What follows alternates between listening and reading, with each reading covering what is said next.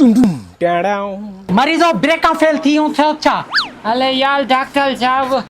वालो कल दवा दे पेट खराब थी वा पारू था खादा कहिंदा आयो ना तडी करे लगे तो मातो खराब थी वा माजो पो यो एहतियात कंदो कयो ना खादे पीते जो केली केली शइ न खावे मालू यार तरियल शयूं ना खायो समोसा ना खायो पकोड़ा ना खायो मिठे जो परहेज रखो एहतियात कंदा वे तवाजी तबियत सही थी ना हाने गैस निभागा तो जो चेक क्या वधित न वियो आ हां चेक कले गैस चेक कंदुम सा बड़ा बड़ा खान पर था खादा तू खादा तनी करे तो तबियत बिगड़ी भैया हां शइ हां डॉक्टर साहब तवाजा पकोड़ा खास तौर पकोड़ा ना खाई जाए डॉक्टर साहब हां पकोड़ा शाम अची वञन ना को खाई दो हे पकोड़ा माई जे लाए घुरायन त असा में जेको ना सणब घाटा ना इनजे करे सणब वधाइण जे लाए असा पकोड़ा घुरायन हाले चलो वधे जा घटे मां शइ खाई दो भाई बा हिकड़ो पकोड़ो खा टेस्ट करे दिस भले शक निभागो खाधी ये वने तो त कडी पकोड़ा खाधे ही कोन त भूख ते आयो हाले छा निरानिया टेस्ट करेंदो छा तुझा पकोड़ा से खाइयो यो केड़ो मरीज आयो आ निभागा इन जी पर्ची कटे आना पहला लाइन में बेसा चवें पेट खराब थी न खा यार मां छा चवास हाने पेरियों गिराका रोजी जे अडे ते वेठो आ ज्यादा बद फजीलती गिलाइंदो मास ना त पो यो उठी विंदो थोड़ा थोड़ा खा जी तो के हजम थियन हजम थियन त हाने बिया असा के मुटाए दे चुप करे मैं पकोड़ा खाई दो मां असा जी सणब घाट ना करनी ने खायो न डॉक्टर सेहतमंद होंदो ना तो पो मरीज जो इलाज भी सही नमूने सां थींदो ना मां जो इलाज जे तू पांजो इलाज कलाई निभागा गैस थींदई पेट में कीड़ा पवंदई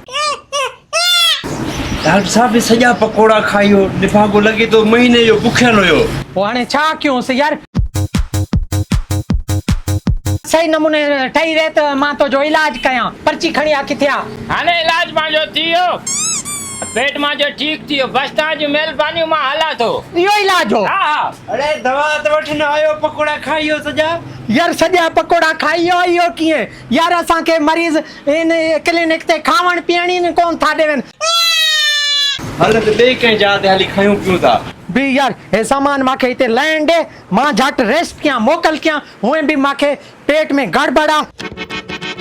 पेट भूख्या मरीज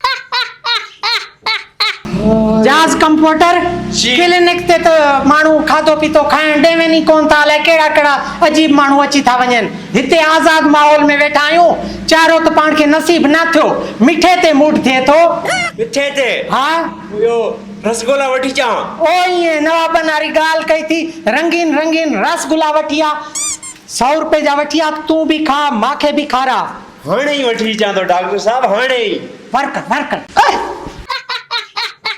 दायो तू दुकानदार वा ना मामा मेहमान घर दे वे ने ते दुकानदार की चवन काढे वा अकेले वेठो सारा मालिक हूं तुमने तू बुधा छा वरदे यो रसगुल्ला दे अच्छा घणे अडे यो 100 जा दे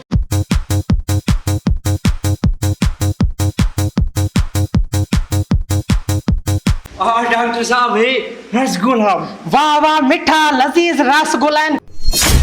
वाह लेवा डॉक्टर साहब मां तो कदे क्लिनिक ते गोला तो तू इते लिखी अची वई लियो यार छा क्यों ते गर्मी थींदी आ मरीज तंग कंदा ना थोड़ी इंसान के रेस्ट भी करण घुरजे हुकुम कर छा तकलीफा यालो जेका तू पकोड़ा माके खवाया ना उन पकोड़ा खाइण का पो माजो वात थियो खला भाले का भी शाही खाया तो ना वात कौनो लगे तो मां सोचम डॉक्टर साहब का पूछी को मीठो खाया निभागा पो बाद दाना खावे आ ना तू पकोड़ा छो छिके में सजी प्लेट यार मां शौकीन पकोड़ा जो नहीं जे कले गला खाइयो मां हाले इजाजत दे मां मीठो खाया हां बेशक वनी जतरो मीठो खा कुल्फियों खा जलेबियों खा मीठो खा तू ये हां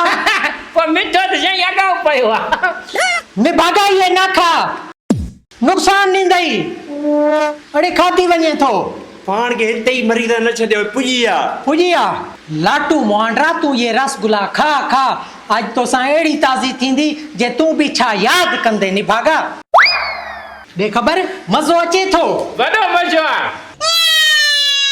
हमरा लो थींदो वेंदो लो थियो मसालो तेज पाया मां बदुनी जेबा खाली कराने ये वारो कर तसला क्यों ना ये ना जो थी पवे न तो वारो फिर आओ ना ओ वाह टच मोबाइल